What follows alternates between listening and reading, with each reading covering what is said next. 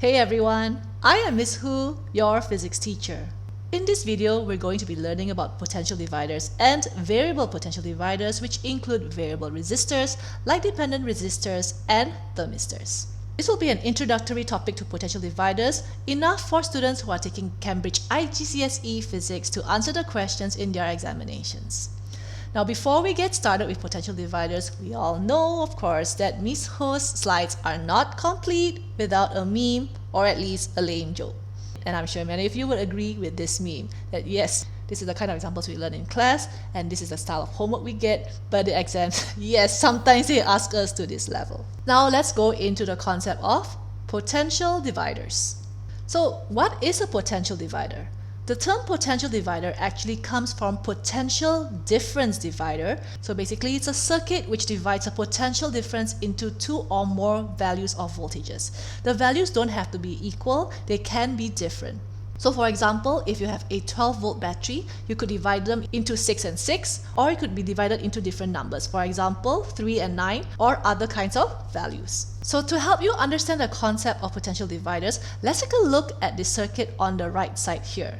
So we have here a series circuit made up of two resistors. So we've got the resistors labeled here as R1 and R2. Now the values of R1 and R2 are not necessarily equal, and whether R1 is higher or R2 is higher depends on what you want to do with the potential dividers. The important thing here is we want to know how the comparison of the values of resistance between R1 and R2 will influence the values of the potential difference, that means the voltmeter readings of V1 and V2.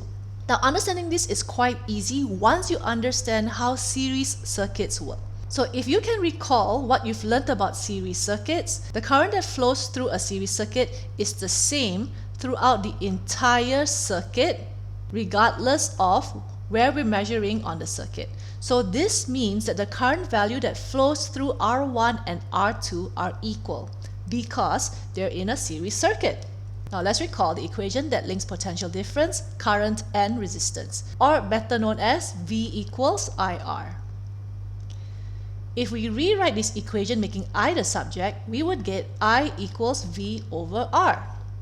Now the current that flows through R1 is I, so we can write here that I equals to V1 over R1. This is also true for the current that flows through R2. I is also equal to V2 over R2. So linking this together, you'll get V1 over R1 equals to V2 over R2. By swapping the positions of the variables so that we get V on one side and R on the other side, we would get V1 over V2 equals to R1 over R2. So this is how we can come up with the equation that relates the potential difference to the resistance. The ratio of V1 to V2 is equal to the ratio of R1 to R2. This is the equation that you need to know in order to calculate the potential difference across a resistor in a potential divider circuit. Now, even if you cannot remember this equation, but you know how to solve questions involving series circuit using the formula of V equals IR, you can still get the answer quite easily. So potential dividers work best in a series circuit because when connected in series, the resistors would have their own values of the potential difference. If you were to connect the resistors in a parallel circuit, if you can recall what you've learned about parallel circuits, the potential difference is the same. So there's no division of potential difference. That means that none of them are acting as potential dividers. So that's why for potential divider circuits, they have to be connected in series. So now that we know about potential dividers, let's look at variable potential dividers. So a variable potential divider in this case refers to the resistor where the resistance can change, meaning a variable resistor. So in this circuit, instead of having two fixed resistors, we now have one variable resistor and one fixed resistor. So across the variable resistor, we have voltmeter V1, while across the fixed resistor, we have voltmeter V2. Now, if you look at the earlier slide, with fixed resistors, there's a fixed value of potential difference. In this case, having one variable resistor allows us to modify the potential difference values. So even though there's only one variable resistor, both V1 and V2 will change, not just V1 on its own.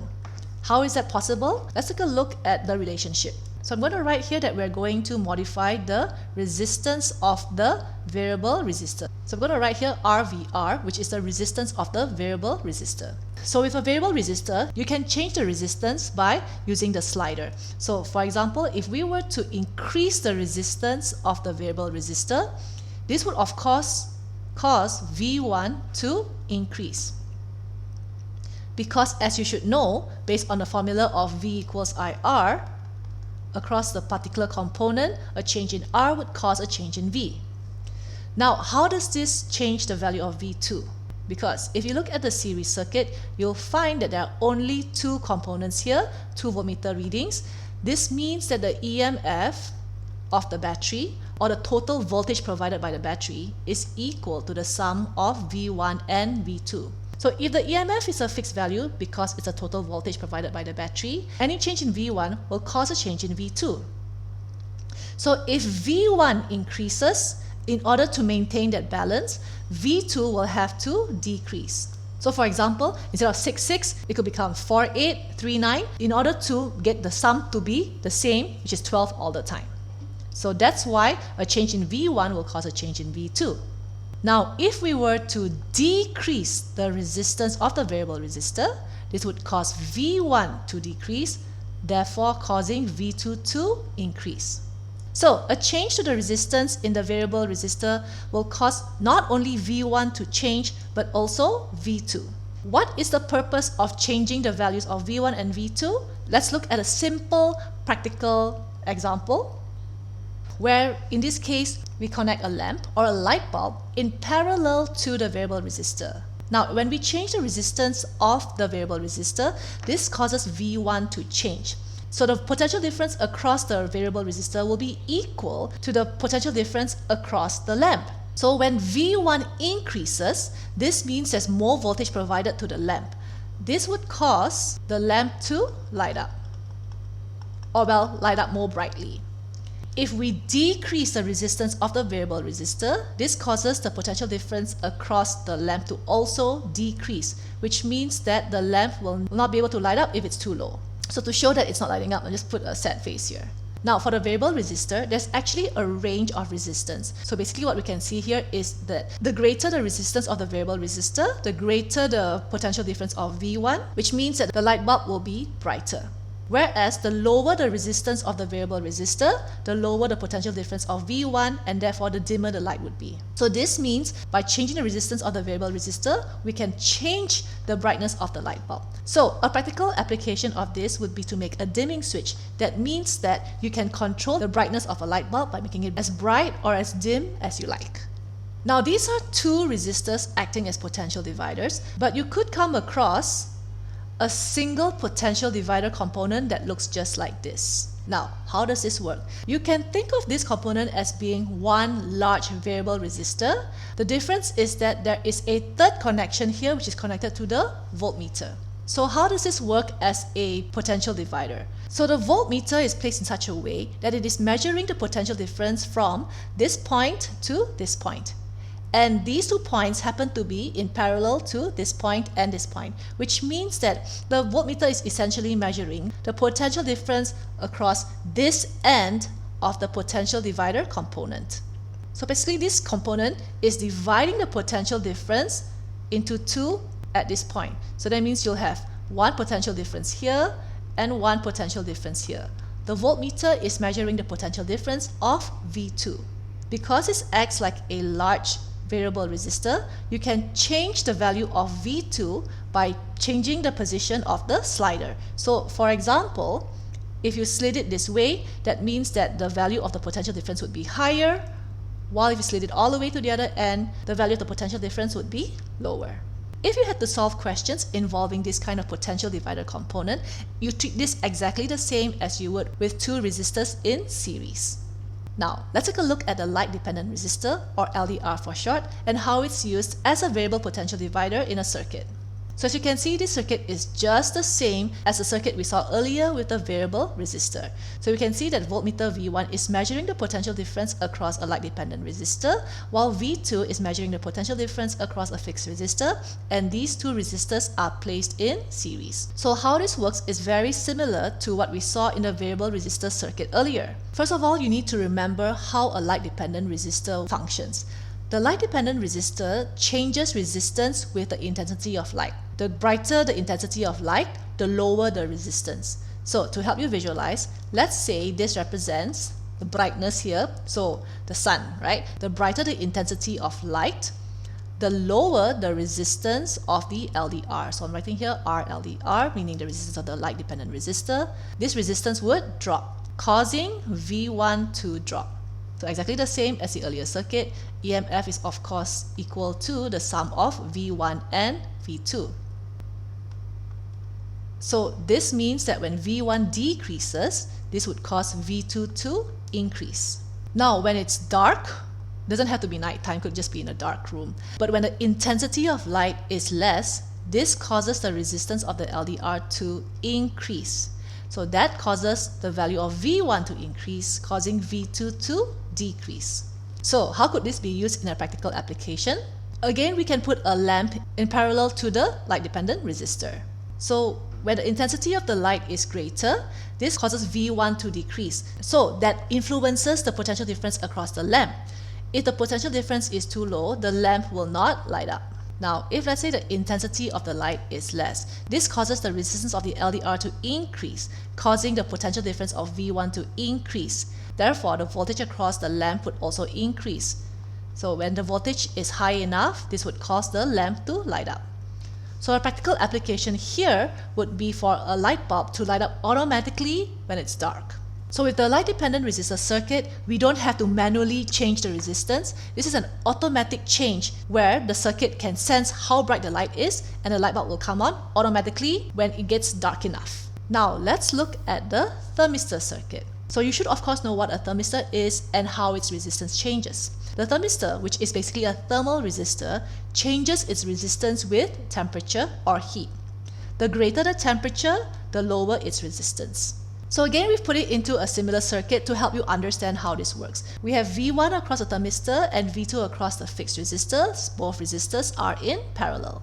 So in the presence of heat, so this is fire by the way, when it's a higher temperature, the resistance of the thermistor would decrease, causing the potential difference of V1 to decrease. Remember that the EMF of the battery is equal to the sum of V1 and V2. Therefore, a decrease in V1 would cause an increase in V2.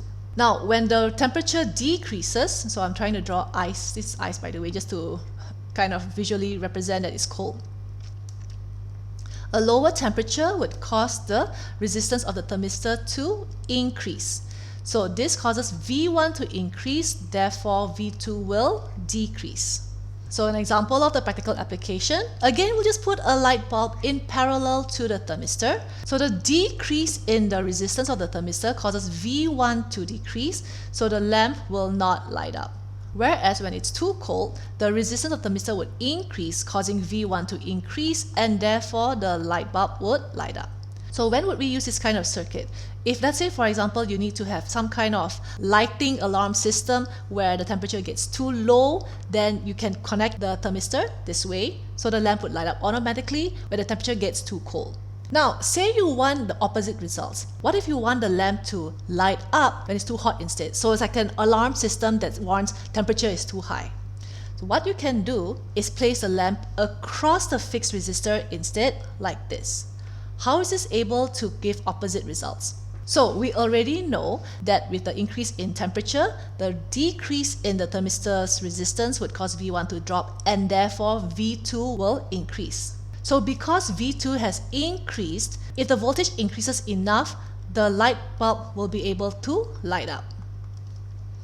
Whereas, if the temperature has dropped, causing the resistance of the thermistor to increase, V1 increases, V2 will drop. So if the voltage is too low, then the lamp will not be able to light up. So where you want to connect the lamp depends on what results you want. And say you don't want a lamp, let's say you want an alarm system that makes a sound, then what you do is you connect a buzzer instead. Or if you want a motor to run, then you connect a motor instead in parallel.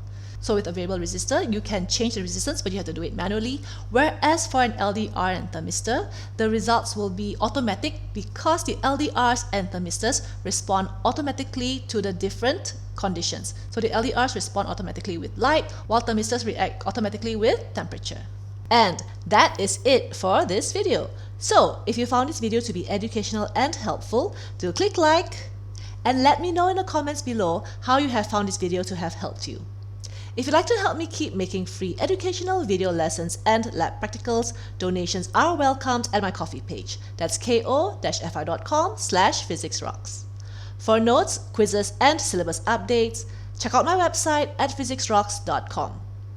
Do watch my videos on other topics on my YouTube channel which you might find helpful. Subscribe for more free physics lessons from your physics teacher, Miss Ho. Happy studying!